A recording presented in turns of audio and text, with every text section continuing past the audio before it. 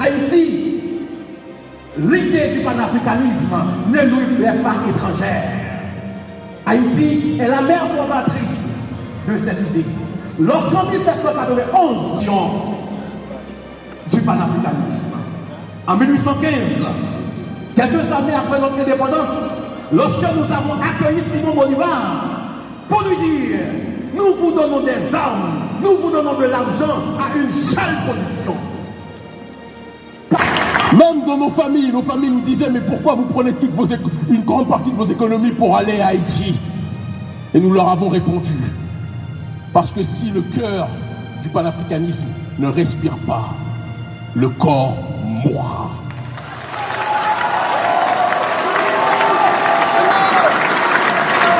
Vous êtes le cœur du panafricanisme. Vous êtes le cœur de la révolution. Quand je vois les images à la télévision de notre peuple meurtri, de certains assassinés, de certains violés, je ne fais pas partie de ceux qui se disent « Ah, c'est une autre partie des Noirs, ça ne me regarde pas. » Si Haïti est à terre, nous sommes tous à terre dans le monde en tant que tel. Si Haïti est à terre, aucun Noir sur cette terre ne sera respecté. Parce que vous avez ouvert la voie pour que nous puissions marcher.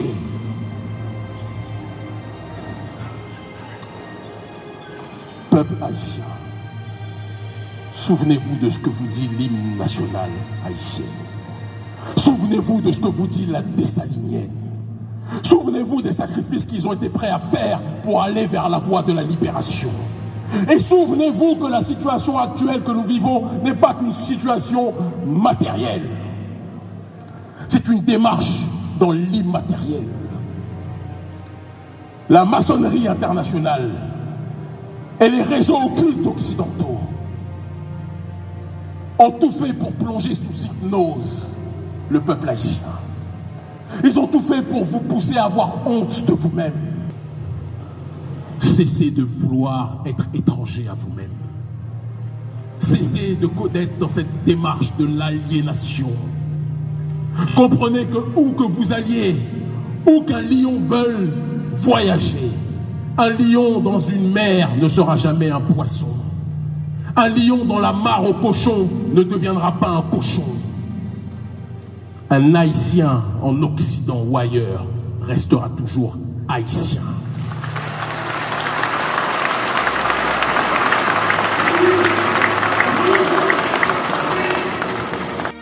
Cinq personnes ont déjà parlé. 5 personnes ont déjà parlé. 1 minute. Soit tu penses que tu n'acceptes pas. 5 personnes ont déjà parlé. 1 minute, mon ami. Eh bien, ok. Donc c'est une question. Une question par minute. Eh bien, ok. Donc, on va répondre aux questions. Passez.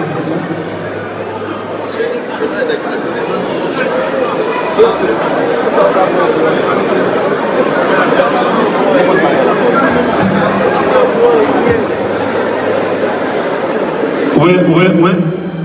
Déjà, je vous remercie. Je suis Jean-Ronald Montas, membre du Molégaf, un mouvement politique communiste qui siège à Front National, Solino, Cité Soleil. Et je suis un militant politique, un homme qui se lutte aussi, non pas pour la libération seulement, mais encore pour une unification à l'internationalisme, non seulement le panafricanisme, mais aussi l'Haïti au cœur de la lutte. Ma première, avant même de poser cette question, j'ai quelques remarques, 2 remarques. Première remarque, il y a une suicide sociale et une suicide identitaire au niveau de la structuration de cette activité. Premièrement, nous recevons Kémy Séba. Il n'y a pas une chanson de Tutsi Boukman. Il n'y a pas une chanson de Dessalines ici. Et il n'y a pas je dirais, un groupe culturel qui frappe des tambours, qui danse et qui donne une honorification à Kémy Séba. Ça, c'est une honte pour la nation. Et la deuxième remarque, cette activité ne peut pas encore avoir comme structure des comités ou des institutions de la diaspora et en bourgeoisie qui continuent à orienter une idée panafricaniste au niveau de loi. Nous dénonçons cette initiative. Et à partir d'aujourd'hui, quand il y aura un Kémy Séba qui vient en Haïti, ce sont les organisations populaires, les organisations des classes qui doivent prendre cette orientation. Et on doit respecter cette situation. On ne donne pas cette opportunité avec des gens qui continuent à à nicher l'équipe de l'impérialisme américain en pensant qu'ils pensent qu'on peut faire la révolution avec le panafricanisme, tout en donnant l'opportunité avec les cons de l'ambassade américaine. Et moi, l'autre critique avec toi, notre cher ami Kémy Séba, tu ne parles pas de la situation des migrants haïtiens à Saint-Domingue. Les migrants haïtiens à Saint-Domingue. Les gens à Solino. Les gens à Solino. Attends. Les gens à Solino. Les gens à Fonds National. Ok, pas les gens à Fonds National. Les gens à Solino qui sont victimes. Les gens à Canaan. Les gens à Kishkoff. Et qui regardent les gangs armés brûler des enfants. On ne peut pas faire la liste avec des gangs qui continuent à torturer la population sur la domination de l'impérialisme. Mon cher frère, puisque je vais te répondre, est-ce que tu peux ne pas tourner le dos et rester ici? Je pense que c'est la politesse, à part si ce n'était pas une question et si c'était un monologue. D'accord. Si c'était une question, c'est important de rester et d'entendre la réponse. J'ai entendu une phrase, j'ai l'impression que ce n'est pas à moi que tu t'adressais, parce que tu ne peux pas t'adresser à quelqu'un qui a quasiment organisé tout seul. C'est notre ONG qui a organisé, il n'y a aucune structure. Laisse-moi finir, parce que tu as parlé 5 minutes. Tu ne peux pas t'adresser à une organisation qui a pris tout en charge, en étant fiché par la CIA, en étant 4 fois incarcéré en prison, par le gouvernement français, par les gouvernements corrompus africains, en étant fiché partout, qui vient ici, sans l'aide de personne, et qui décide de venir donner son temps pour aider le peuple haïtien. Je pense qu'il ne faut pas se tromper d'adversaire. Le seul adversaire que tu as, c'est la bourgeoisie endogène que nous combattons, qui n'est pas ici pour nous soutenir. Personne n'est là pour nous soutenir. Nous venons ici, à tes côtés, aux côtés de tout le monde ici. Et nous disons que nos débats et nos querelles puériles internes sont ce qui ralentit Haïti depuis des siècles. Mettons de côté les égos mal placés. Dénonçons comme nous l'avons dit pendant 1 heure. Non, ne secoue pas la tête, écoute ce que je te dis, mon frère. Écoute ce que je te dis, s'il te plaît. Non, mais peut-être que tu t'es mal exprimé. Ce que je dis, juste pour finir, puisque je ne t'ai pas interrompu, prends aussi le destin de ne pas interrompre ton frère en retour. C'est aussi par là qu'Haïti, c'est aussi par là qu'Haïti va se réveiller et va se réveiller. Le problème central de notre peuple est défini par ce qui vient de se passer. Quelqu'un dépense de ses économies pour venir à Haïti, pour marcher à vos côtés. Et au moment de poser une question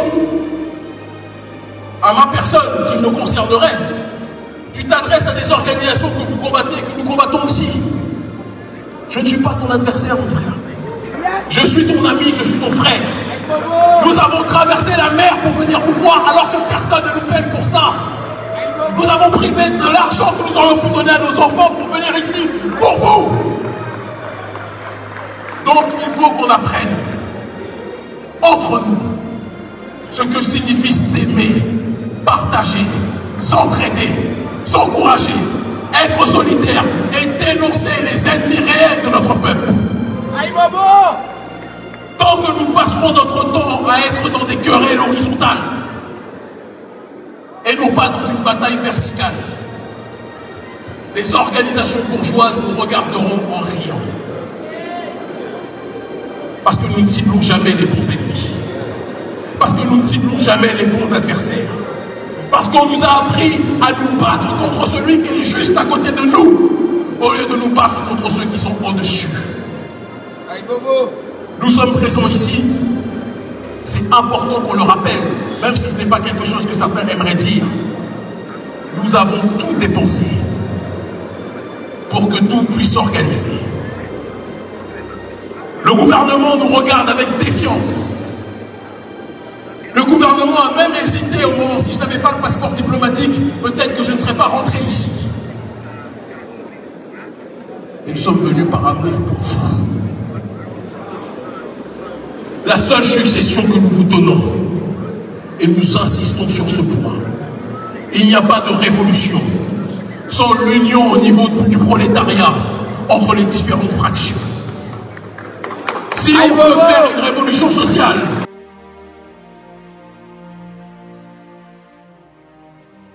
contre la bourgeoisie endogène et la bourgeoisie exogène, on doit être capable de passer par cette commission. Excuse, pardon, réconciliation, avec les gangs qui vous demandent pardon. Et nous devons nous organiser contre les puissances néocoloniales. Tout le reste, c'est de la masturbation intellectuelle. Les ennemis d'Haïti sont connus. Ils sont à Port-au-Prince, il y en a certains ici. Ils sont à Montréal, au Canada, à Paris, à Washington. Mais ils sont surtout à l'intérieur de la bourgeoisie haïtienne. Aïe Bobo! Soyons prêts à nous unir. Soyons prêts à tendre l'oreille. Soyons prêts à mettre nos désaccords de côté. Arrêtons de nous agresser. Je ne dis pas que le frère m'a agressé, il ne m'a pas agressé, ce n'est même pas à moi qui s'adressait. C'est comme s'il avait une frustration par rapport à certaines organisations et je le comprends. Je le comprends parfaitement. Je sais que la souffrance que nous avons collectivement peut créer des réactions parfois que nous ne contrôlons pas. Mais la révolution va être une affaire de contrôle de soi. Parce que si nous ne nous contrôlons pas, nous allons aller vers des dérives de ce que nous-mêmes nous condamnons. Est-ce que tout le monde comprend ce que je suis en train de dire? Est-ce que tout le monde comprend ce que je suis en train de dire? L'amour doit être le ciment qui forge notre maison. La solidarité doit être le ciment qui forge notre maison. Et le pardon, nous devons apprendre à nous pardonner. Nous devons apprendre à nous pardonner. Nous devons apprendre à nous excuser les uns des autres.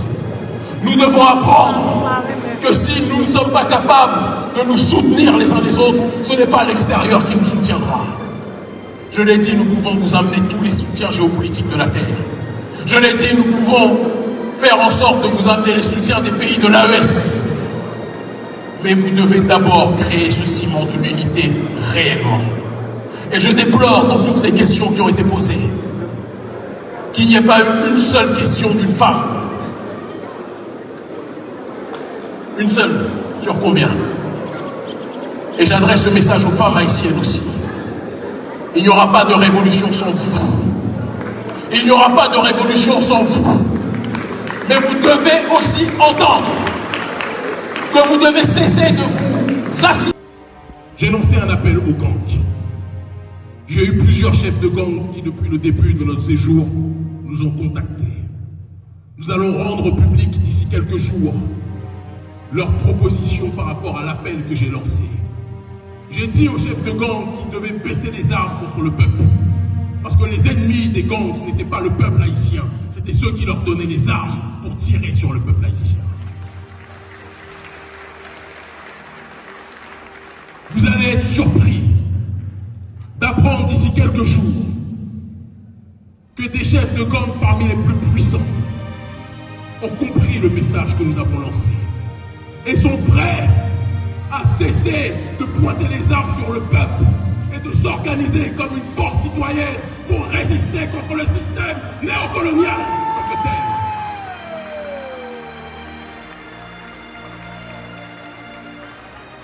C'est pour ça que le gouvernement américain ne voulait pas que nous soyons là. C'est pour ça que le gouvernement français ne voulait pas que nous soyons là. Parce qu'ils veulent faire croire au peuple noir que l'ennemi du noir, c'est le noir en tant que tel. Et quand le noir finit par comprendre que celui qui est en face de lui est son frère, quand il finit par comprendre que celle qui est en face de lui, ce n'est pas une personne à attaquer, à agresser, à violer, mais une sœur et une femme à protéger, la dynamique finit par changer. Si le prolétariat haïtien et les gangs comprennent qu'ils ont un ennemi en commun, comment pensez-vous que ceux qui sont en train d'occuper le pays, comment pensez-vous que ceux qui sont en train de coloniser les esprits vont fonctionner? Ils vont tous faire leurs valises et ils vont rentrer à Washington, à Paris, au Canada et ailleurs, parce qu'ils sauront qu'ils sont identifiés comme les forces déstabilisatrices du pays. Je ne fais pas partie de ceux qui se réjouissent quand l'Union africaine, qui a à sa tête un certain nombre de corrompus, en recevant les ordres des États-Unis, en recevant les ordres de l'Union européenne, envoie des militaires kenyans pour tirer sur les frères qui sont ici, qu'on appelle les gangs. Le problème, ce ne sont pas les gangs, le problème, ce sont ceux qui livrent les armes aux gangs en tant que tels. Le problème, ce sont ceux qui font en sorte que les gangs terrorisent le pays pour créer l'anarchie et que plus personne ne veuille venir ici à Haïti. Et c'est pour ça que j'ai fait partie de ceux qui se sont réjouis quand Donald Trump a dit qu'il voulait arrêter USAID. Certains ont pleuré, j'en connais. Certains se sont dit « Oh, on n'aura plus de financement », j'en connais. Mais il faut que notre peuple apprenne à vivre sans l'aide de ceux qui veulent nous voir noyer.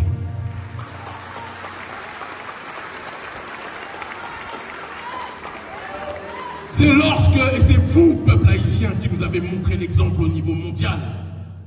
C'est lorsque l'esclave rebelle a décidé de quitter la plantation, se retrouver livré à lui-même, dans l'incertitude, dans l'insécurité, dans l'instabilité.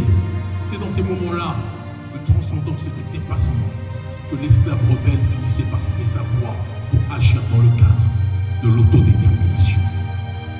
Nous n'avons pas besoin de l'aide des gens qui se considèrent comme les messies d'Haïti.